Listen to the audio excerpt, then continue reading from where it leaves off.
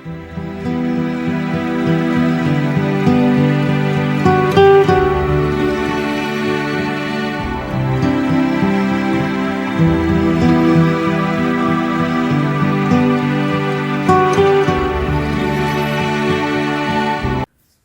palavra temperança em 2 Pedro capítulo 1, versículo 6 significa muito mais do que geralmente é entendido por esse termo. Costuma-se aplicar a palavra temperança a um hábito de moderação em referência a comer e beber. Sem dúvida, envolve isso totalmente, mas envolve muito mais.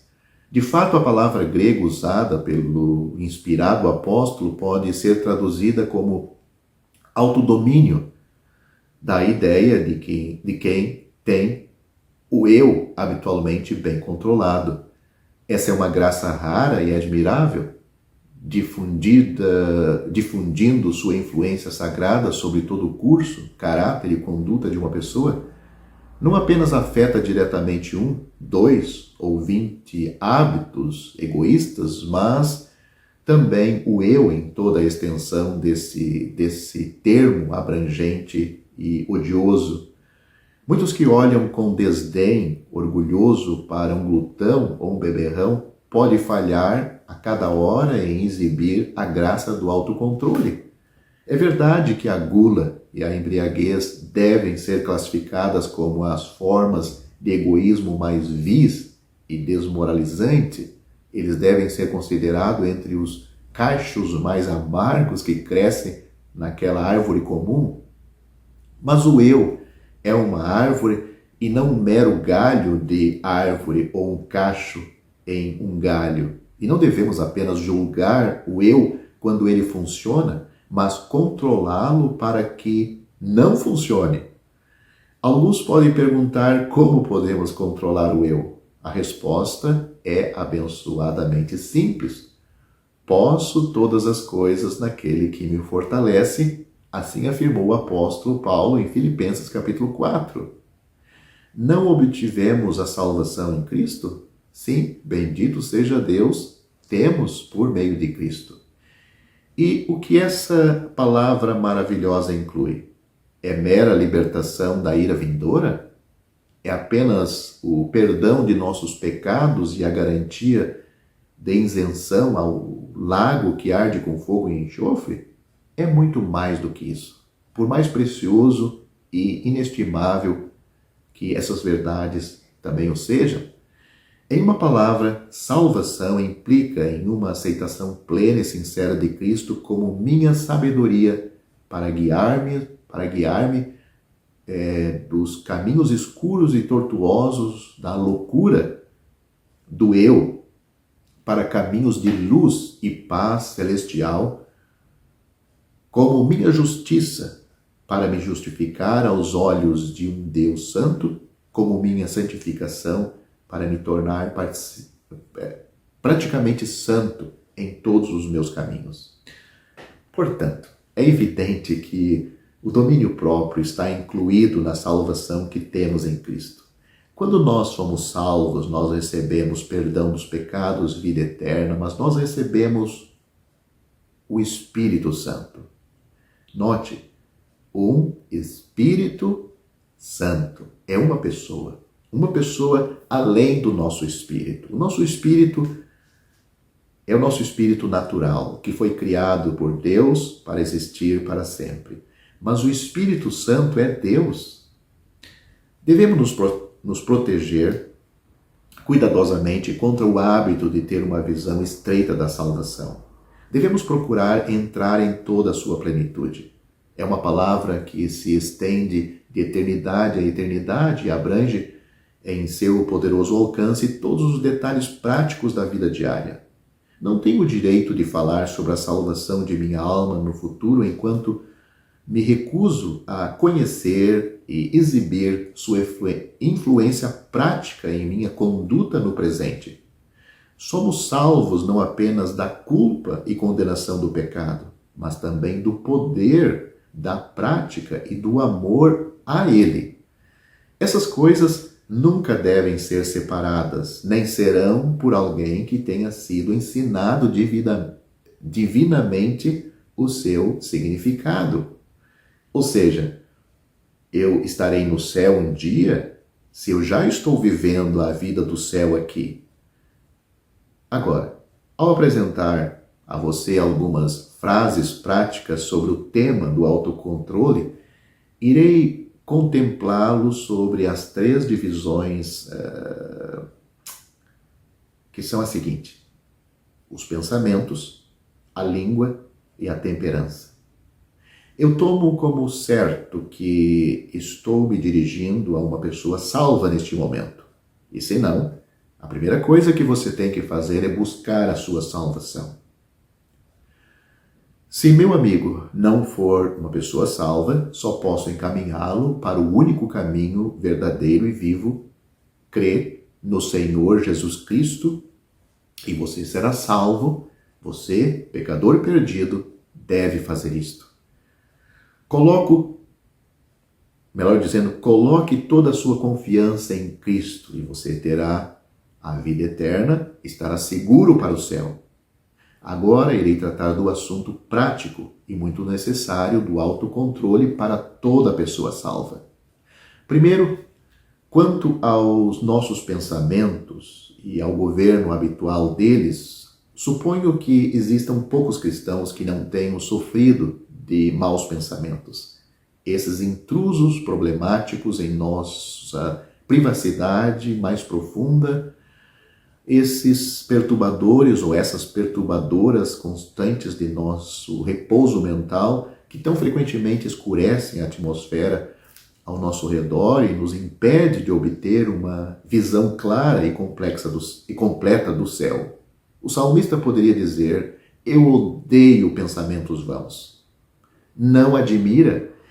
Eles são verdadeiramente odiosos e devem ser julgados, condenados e expulsos.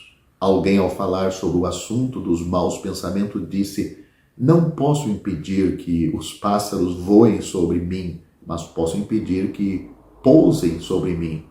Da mesma forma, não posso impedir que maus pensamentos sejam sugeridos à minha mente, mas posso recusar-lhe um alojamento nela, que ele ocupe, que os maus pensamentos tomem conta de meus pensamentos e ele permaneça ali. Posso evitar isto.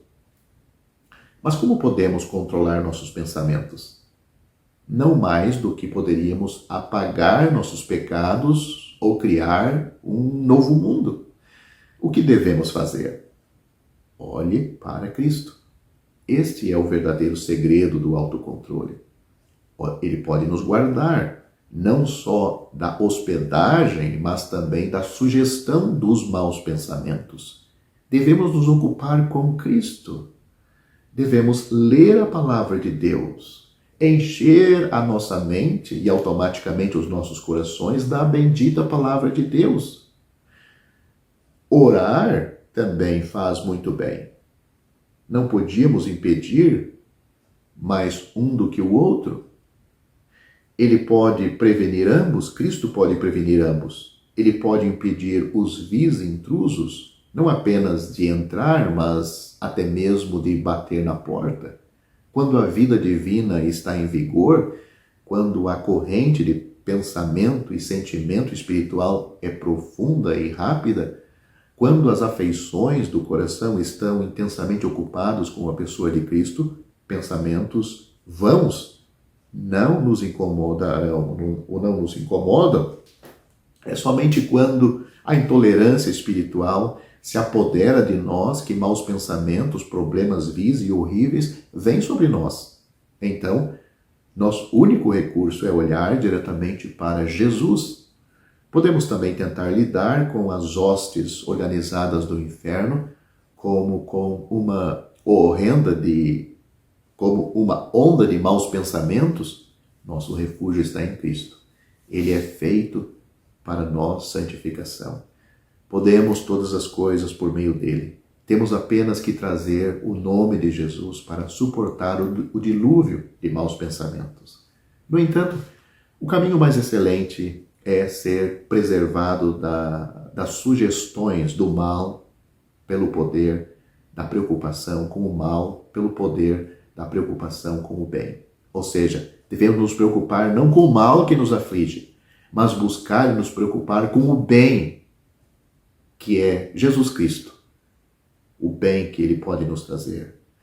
Quando o canal do pensamento é decididamente ascendente, quando é profundo, o bem formado, livre de todas as curvas e curvas e problemas, então a corrente da imaginação e do sentimento, à medida que jorra das fontes profundas da alma, fluirá naturalmente para a frente do crente que está com esses pensamentos. Este é sem dúvida o caminho mais excelente, que possamos provar isto em nossa própria experiência. Finalmente, irmãos, tudo que é verdadeiro, tudo que é honesto, tudo que é justo, tudo que é amável, tudo que é de boa fama, se há alguma virtude e se há algum louvor, nisso pensai. As coisas que vocês aprenderam, receberam e ouviram e viram em mim, façam, e o Deus de paz estará convosco. Filipenses capítulo 4, versículos 8 e 9. Quando o coração está totalmente absorto em Cristo, ou absorvido de Cristo, a personificação viva de todas as coisas enumeradas no versículo 8 de Filipenses 4, desfrutamos de uma paz profunda, imperturbável, pelos maus pensamentos. Este é o verdadeiro autocontrole. Entendeu? Em segundo lugar, quanto à língua, aquele membro influente tão frutífero no bem, tão frutífero no mal, o instrumento pelo qual podemos emitir acentos de simpatia suave e reconfortante, ou palavras de sarcasmos amargos e indignação ardente. Quão profundamente importante é a graça do autocontrole em sua aplicação a tal membro. O mal que os anos não podem reparar pode ser feito pela língua em um momento. Palavra que daríamos o mundo para relembrar, poder ser proferidas pela língua em momento de escuridão. Ouça o que o apóstolo inspirado diz sobre este assunto. Se alguém não tropeça em palavras, esse homem é perfeito e capaz de refrear também todo o corpo. Eis que colocamos freios na boca dos cavalos para que nos obedeçam, e nós giramos ou guiamos todo o seu corpo. Vede também os navios, que embora sejam tão grandes e impelidos por fortes ventos, no entanto, eles são movidos com um leme muito pequeno. Onde quer que o governador ou aquele que guia, governa, queira. Mesmo assim, a língua é um pequeno, desta forma, desta mesma maneira, a língua é um pequeno membro e se vangloria de grandes coisas. Eis que grandes coisas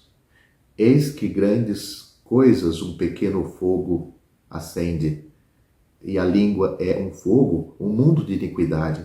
Assim é a língua entre os nossos membros, que contamina todo o corpo e incendeia o curso da natureza e é incendiada pelo inferno. Pois toda espécie de feras e pássaros e de serpentes e de coisas do mar é domada e tem sido domada pela humanidade. Mas a língua nenhum homem pode domar.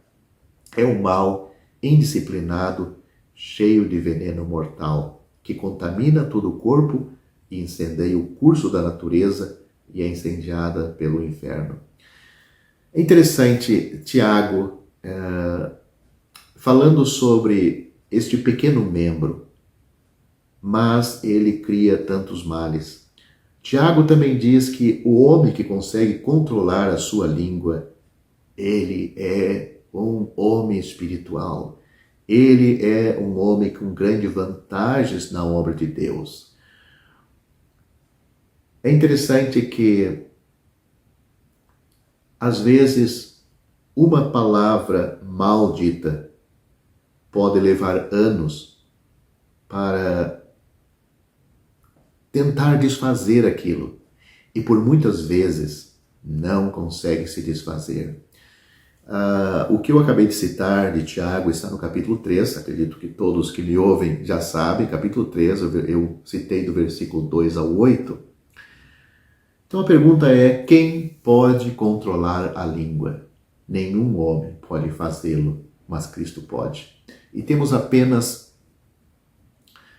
que olhar para ele com fé simples. Isto implica tanto o senso de nosso próprio desamparo absoluto, quanto a sua total suficiência, ou seja, ao olharmos para Cristo para lidar com os nossos pensamentos e também agora com a nossa língua, nós estamos dizendo: em nós não podemos fazer, mas Senhor, tu podes. E o Senhor vê isto, e Ele sabe da nossa necessidade. É totalmente impossível que possamos controlar a língua. Da mesma forma, podemos tentar conter a maré do oceano, a torrente da montanha ou a avalanche alpina. Quantas vezes, quando sofremos sob os efeitos de algum erro da língua, resolvemos comandar aquele membro indisciplinado um pouco melhor da próxima vez. Tentamos, na próxima vez, melhorar o que dissemos, mas nossa resolução provou ser como a nuvem da manhã que passa, e tivemos apenas que nos retirar e chorar sobre nosso lamentável fracasso na questão do autocontrole. Por que isso acontece? Simplesmente porque empreendemos o assunto com nossas próprias forças, ou pelo menos sem uma consciência suficiente profunda de nossa própria fraqueza. Esta é uma causa da falha constante. Devemos nos apegar a Cristo, como um bebê se apega à sua mãe. Não que nosso apego tenha algum valor, ainda assim devemos nos apegar. Somente assim podemos refrear a língua com sucesso. Lembremos-nos em todos os momentos das solenes palavras do mesmo apóstolo ou do mesmo crente Tiago. Ele disse: se algum dentre vós, homem, mulher ou criança, parece ser religioso e não refreia-se a sua língua, mas engana o seu próprio coração, a religião deste é vã. Tiago capítulo 1, versículo 26. Estas são palavras saudáveis para um dia como o presente. Como há tantas línguas indisciplinadas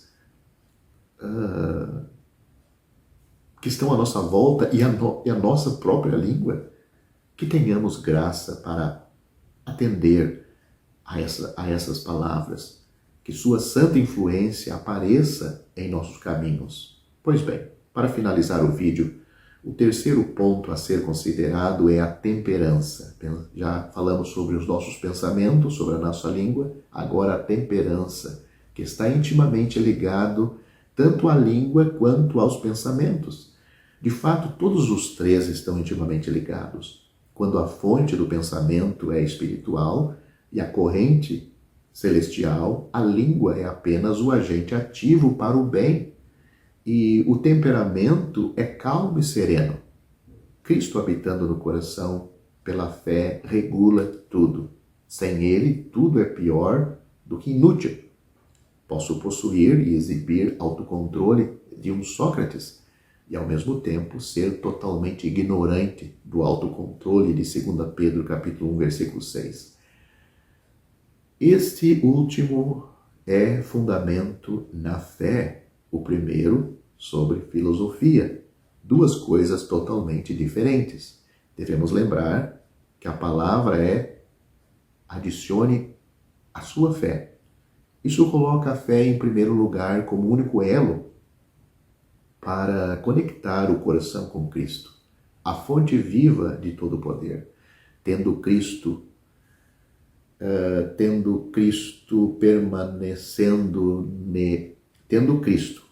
e nós, ou seja, cada crente tendo Cristo e cada crente permanecendo nele, somos capacitados a acrescentar coragem, conhecimento, domínio próprio, paciência, piedade, fraternidade e amor. Tais são os preciosos frutos que fluem da permanência do crente em Cristo. mas não consigo controlar meu temperamento mais do que minha língua ou meus pensamentos. Se eu me empenhar nisso, com certeza vou desmoronar a cada dia, me empenhar no controle disso sem o auxílio de Cristo. Um mero filósofo sem Cristo pode exibir mais autocontrole quanto à língua e temperança do que um cristão, se ele não permanecer em Cristo. Isso não deveria acontecer e não aconteceria se o cristão simplesmente olhasse para o Senhor Jesus. É quando ele falha nisso que o inimigo ganha vantagem. O filósofo sem Cristo parece ter sucesso no grande negócio de autocontrole apenas para que ele possa ser mais efetivamente cegado quanto à verdade de sua condição e levado de cabeça para a ruína eterna. Mas Satanás se deleita em fazer um cristão tropeçar e cair, apenas para que assim ele blasfeme o precioso nome de Cristo. Amigo cristão, lembremos-nos dessas coisas. Vamos olhar para Cristo, para controlar nossos pensamentos, nossa língua e nosso temperamento. Vamos fazer com toda a diligência. Pensemos no quanto está envolvido. Se estas coisas houverem em vós mesmos, se essas coisas houverem em vós e abundarem, elas vos farão que não sejais estéreis nem infrutíferos no conhecimento de nosso Senhor Jesus Cristo.